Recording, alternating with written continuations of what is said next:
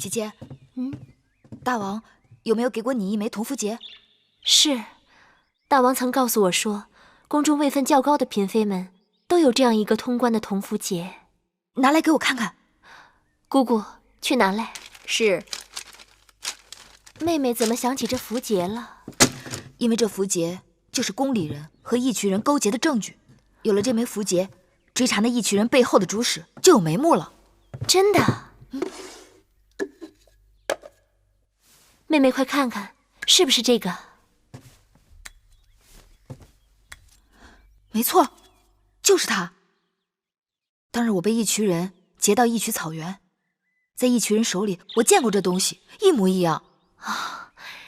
有了证据就好了，你我可以直接去找大王陈情了。是。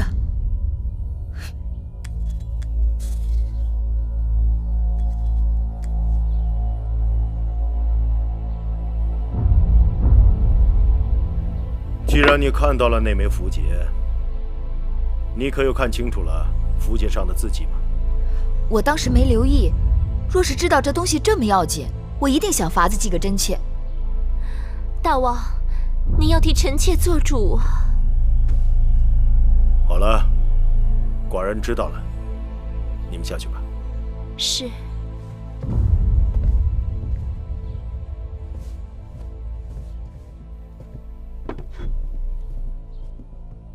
义渠人手里竟然会有我大秦通关的符节，倒真让寡人心惊。大秦的符节绝不会在普通人手里，要么是重臣，要么是后宫嫔妃。王后他们怀疑有人勾结义渠人伏击车队是有道理的，但是这种事情铤而走险是要冒极大风险的，除非那人立令智昏了。新王后若出事，对谁最有好处？你们都下去吧。是。说。魏夫人，若是没有新王后，她是有可能被扶正的。魏夫人就算有此心思，也没这手段。那会不会是大良造？当初他就竭力反对与楚国联姻，这些年他又与魏夫人走得很近。魏夫人和大良造都是魏国人，他们两人在魏国就相识，平日来往密切，也有道理。大王，公孙衍身为大良造，权倾朝野，手中的权力几乎与商君无异。当日先公封商君为大良造，将国政尽付商君，为的是支持商君变法。而公孙衍对国家的作用却远不及商君。虽然他也战功赫赫，但臣以为他身居大良造高位，倘若不能警惕自守，却勾连母国，甚至将手插进后宫之中，那这件事情就不得不防啊。楚离子，寡人明白你的心思，但公孙衍才华盖世，功勋累累，朝中军国大事，均离不开公孙衍。寡人相信他对大秦的忠心。那这个案子，大王打算如何处置？先不要声张，等等再说吧。是。你们都找仔细了，打开箱子，仔细找找。是，夫人。放到哪儿了？到底放到哪儿了？哎呀，这如何是好？哎呀，这到底放在哪儿了？你到底放在哪儿了？啊？哎呀，在哪儿呢？哎呀，夫人，找到了，找到了。吓死我了！这个可千万放好了，切不可丢了。什么东西不可丢啦？姐姐，是你啊，吓我一跳。妹妹，你听没听说过有关符节的事情？怕什么？你的符节不在这儿吗？哎呀，亏得找着了。你说我到底带哪只啊？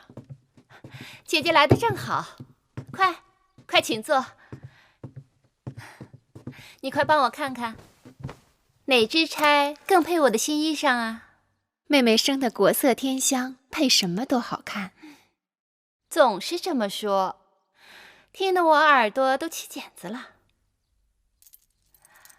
哎，这是上次你母国送来的礼物吧？是啊，还是上次重阳我给父母亲送礼，母亲专门派人从母国送来的。妹妹真是孝顺，定是常送节礼回去吧？你不说我差点忘了，父亲的50岁寿辰快要到了，我得准备礼物让他们送过去。妹妹的同福节还在吗？自然还在。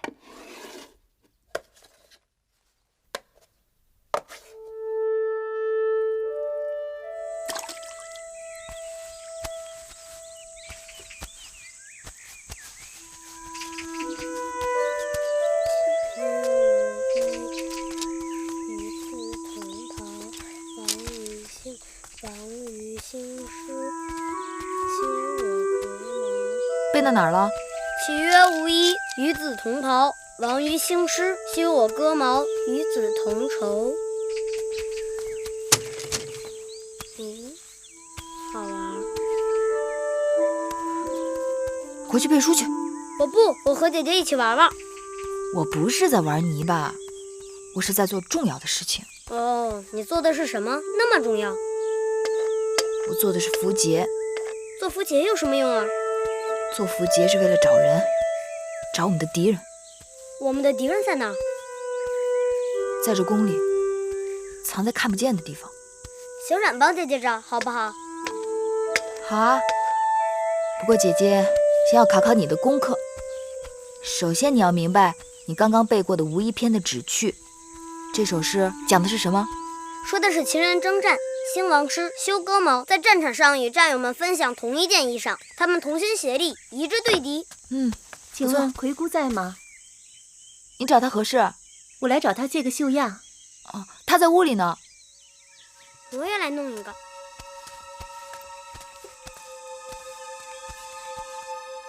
什么？符节？是啊，姐姐，妹妹刚才听下面人说，芈月正在会院里做符节。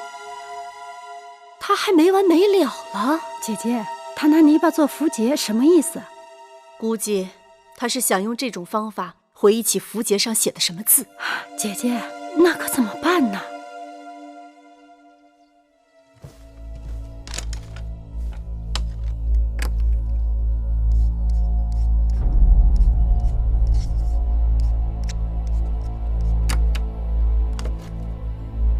采凡，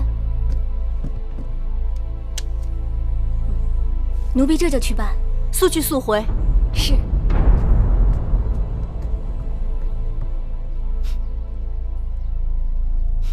姐姐，你笑什么呀？你刚才跟我说，芈月她偷做符节。是啊，偷做符节这事儿，说大可大，说小可小，这可是个机会。姐姐的意思是？我美人不是让你去她那儿看她新做的衣裳吗？是啊，你何不即刻就去？妹妹明白。